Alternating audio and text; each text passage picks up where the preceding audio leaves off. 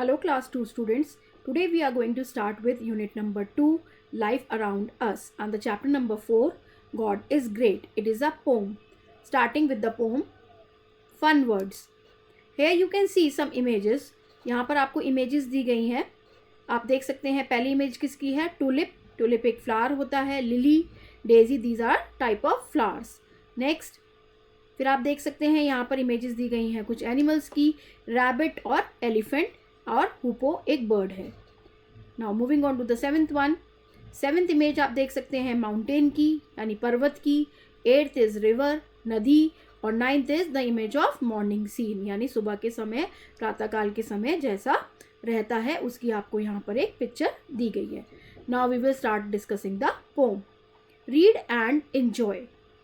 All things bright and beautiful, all creatures great and small, all things wise and wonderful, the Lord God made them all. सभी चीज़ें कैसी हैं? एकदम चमकीली हैं, सुंदर हैं. सभी प्राणी कैसे हैं? कुछ छोटे हैं, कुछ बड़े हैं. और कुछ चीज़ें कैसी हैं? कुछ चीज़ें बुद्धिमत्ता से भरपूर हैं, कुछ चीज़ें बहुत अद्भुत हैं. पर ये सब किसने बनाई हैं? The Lord God made them all. ये सब हमारे प्रभु परमेश्वर ने सबको बनाया है. आगे देखेंगे. Each little flower that opens, each little bird that sings, he made their glowing colours, he made their tiny wings. हर छोटा फूल जो खिलता है, हर एक पक्षी जो है वो क्या करता है? वो कलरव करता है, गाता है. तो भगवान ने क्या क्या बनाया है? उनके चमकीले रंग बनाए हैं, उनके छोटे छोटे पंख बनाए हैं. ये सब किसने बनाए हैं? हमारे ईश्वर ने, हमारे प्रभु ने, हमारे भगवान ने बनाए हैं. आगे पढ़ेंगे. The purple headed mountain, the river running by, the sunset and the morning that brightens up the sky. जो हमारा बैंगनी सर वाला जो पहाड़ है, जैसे पर्पल हेडेड माउंटेन बोला गया है, उसके पास में जो नदी बह रही है, सनसेट यानी सूर्यास्त हो रहा है, और जो सुबह का समय है हमारा, जिससे हमारा जो आकाश है, जो आसमान है, वो चमक जाता है. ये सब किसने बनाया है? ये सब हमारे प्रभु ने, हमारे ईश्वर ने बनाया है. The cold wind in the winter, the pleasant summer sun, the ripe fruits in the garden, he made them every one. सर्दी में जो ठंडी हवा चलती है और जो गर्मियों का सुहावना सूरज होता है, बगीचों में जो पके हुए फल होते हैं, तो ये सब किसने बनाया है? ये सब चीज़ें, प्रत्येक चीज़ें किसने बनाई है? हमारे ईश्वर ने, हमारे भगवान ने, हमारे गॉड ने बनाई है. He gave us eyes to see them and lips that we might tell how great is God Almighty who has made all things well. तो उन्होंने क्या क्या बनाया है? ये सब चीज़ें देखने के लिए उन्होंने हमें आँखें दी हैं, और हमें होठ दिए हैं, हमें ज़बान दी है, ताकि हम ये बता सकें कि जो हमारा सर्वशक्तिमान ईश्वर है वो कितना महान है, और उन्होंने ये सब चीज़ें कितने अच्छे से बनाई है. पोम में हम इतना ही पढ़ेंगे. आगे बढ़ते हैं न्यू वर्ड्स की ओर. यहाँ देखेंगे क्रिएचर. क्रिएचर का क्या मतलब होता है? A living thing on the earth, जिसमें जीवन होता है, पृथ्वी पे रहने वाला वो चीज़ जिसमें जीवन है, वो क्रिएचर कहलाता है. आगे देखेंगे. Wise, a person having knowledge और experience to make good decision, जिसके पास नॉलेज होती है, बुद्धि होती है, और एक्सपीरियंस होता है ताकि वो सही तरीके से निर्णय ले पाए. वंडरफुल का मतलब होता है वेरी गुड यानी बहुत अच्छा. टाइनी मतलब वेरी स्मॉल, बहुत छोटा. प्लेजेंट मतलब anything that makes us happy, जिससे हमें खुशी मिलती है. Almighty having power to do anything यानी सर्वशक्तिमान, जो कुछ भी कर सकते हैं. वो कौन है? वो है हमारे प्रभु, हमारे भगवान, हमारे ईश्वर. ग्लोइंग, ग्लोइंग का मतलब शाइनिंग, जिसमें चमक हो. सनसेट मतलब सूर्यास्त का समय, time when sun sets. Ripe, grain, fruit etcetera ready to be eaten यानी पका हुआ, उसको हम क्या बोलते हैं? Ripe. Now it's question time. Tick the right option. Who has created all things in this world? इस जहान में किसने सब चीज़ें बनाई हैं? वो कौन है? वो है हमारे लॉर्ड गॉड. तो B option is the correct answer. Now moving on to the second one.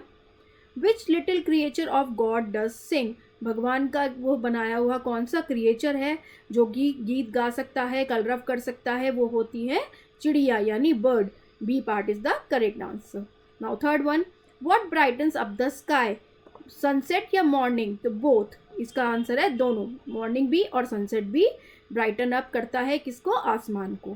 Fourth one, what has God given us to see, क्या देखने के लिए हमें, कि हम चीज़ों को कैसे देख पाते हैं, अपनी आँखों की मदद से, यानी आइज़ की मदद से। तो ये किसने दी है, हमें भगवान ने दी है।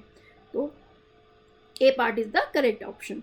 Fifth one, why has God given us eyes and lips, eyes और लिप्स हमें भगवान ने क्यों दी है, ताकि हम क्या कर सकें, चीज़ों को देख सकें और जो हमारा सर्वशक्तिमान भगवान है उनको प्रेज कर सके, उनकी तारीफ कर सके, to see and praise the God almighty. तो A option is the correct one. Now we will move on to the B part. Write T for true and F for false statement. जो statement ठीक है उसके आगे आपको T लिखना है और जो गलत है उसके आगे आपको एफ लिखना है। Number one, the Lord God has made all things bright and beautiful, this is correct statement, T true. Second one, small things are not made by God, this is a false statement, each and everything is made by God. Now third one, the Lord God has made all great and small things, this is true. Now we will move on to the fourth one, the Lord God has given us eyes to see, this is also a true statement. Number fifth one, the Lord God has given us lips to speak about him, this is also a true statement. Now we will move on to the critical thinking, words in use. A part, look at the picture and complete each one's name. You can see the picture of mountain over here, you have to complete the spelling over here. तो आप क्या करेंगे, mountain की spelling क्या होती है, MOUNTAIN, this is the spelling of mountain. Now next one, यहाँ पर आपको देख सकता है किसकी पिक्चर दी गई है, ये सनराइज की पिक्चर है, तो SUNRISE। Now third one is the image of bird, BIRD. Now we will move on to the fourth one. Fourth one is the image of flower, FLOWER. Now fifth one is the image of garden, GARDEN, garden. Now last one is the image of fruits, FRUITS. This is the spelling of fruits. Now we will move on to the B part. Tick the action that you like and cross that you do not.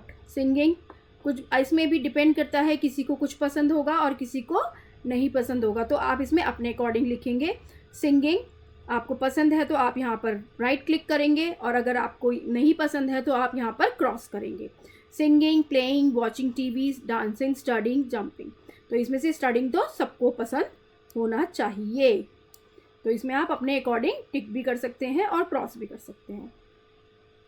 Now we will move on to the grammar in use.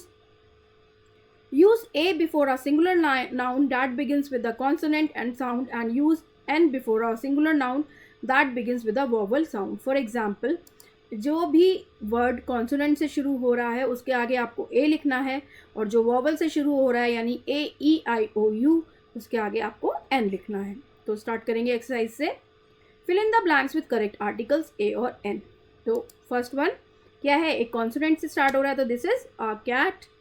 Now second one, it is starting with the vowel, तो it is an elephant. Now third one, a ball, an eye. Now fifth one, it is starting with a consonant, a cake. Again it is starting with a consonant, a comb.